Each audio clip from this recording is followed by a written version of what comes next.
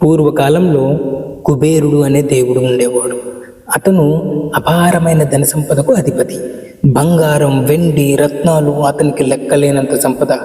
కాలక్రమంలో కుబేరుడిలో అహంకారం పెరిగింది. ఈ ప్రపంచంలో నాకంటే ధనవంతుడు ఎవరు?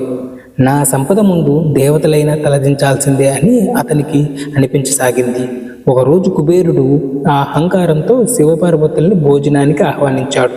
అతని మనసులో నా వైభవం మీకు చూపిస్తాను అనే ఉద్దేశంతో. శివుడు కుబేరుడి మనసులోని అహంకారాన్ని గ్రహించాడు.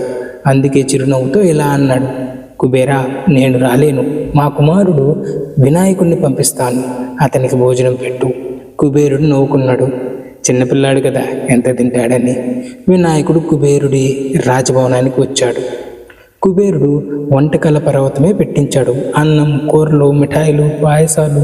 వినాయకుడు అన్నీ తింటూనే ఉన్నాడు. భోజనం అయిపోయింది. కానీ వినాయకుడు ఇలా అన్నాడు, ఇంకా ఆకలిగా ఉందని. కుబేరుడు ఆశ్చర్యపోయాడు. మళ్ళీ వంటలు చేపించాడు. అవి అయిపోయాయి. అయినా వినాయకుడి ఆకలి తీరలేదు. చివరికి కుబేరుడి సంపద, భవనాలు, తోటలు అన్నీ కూడా వినాయకుడి ఆకలికి సరిపోలేదు. ఇప్పుడు కుబేరుడి దగ్గర ఒక చిన్న పాత్ర ఉంది, అందులో అన్నం కూడా లేదు. అప్పుడు అతనికి అర్థమైంది, నా సంపద గొప్పది కాదు, దేవుని కృపే గొప్పది. అతను పరిగెత్తుకుంటూ పార్వతీదేవి దగ్గరికి వెళ్ళాడు. పార్వతీదేవి చిరునవ్వుతో ఒక ముష్టి అన్నం చేతిలో పెట్టింది. ఆ అన్నం వినాయకుడికి పెట్టగానే అతని ఆకలి తీరింది. అప్పుడే కుబేరుడు తన అహంకారాన్ని గుర్తించి వినాయకుడి ముందు నిలబడి ఇలా అన్నాడు, ప్రభు, నా అహంకారాన్ని క్షమించండి.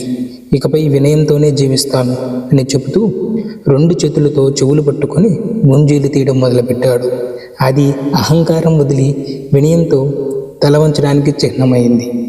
అందుకే మనం వినాయకుడి ముందు గుంజీలు తీస్తూ ఉంటాము. సో జ్ఞానం ఉన్న చోట వినయం ఉంటుంది, వినయం లేని చోట అహంకారం ఉంటుంది, అహంకారం ఉన్న చోట పతనం తప్పదు. ఈ వీడియో మీకు నచ్చినట్లయితే జై గణేష్ అని కమెంట్ సెక్షన్లో కమెంట్ చేయండి. మా ఛానల్ని సబ్స్క్రైబ్ చేసుకోండి.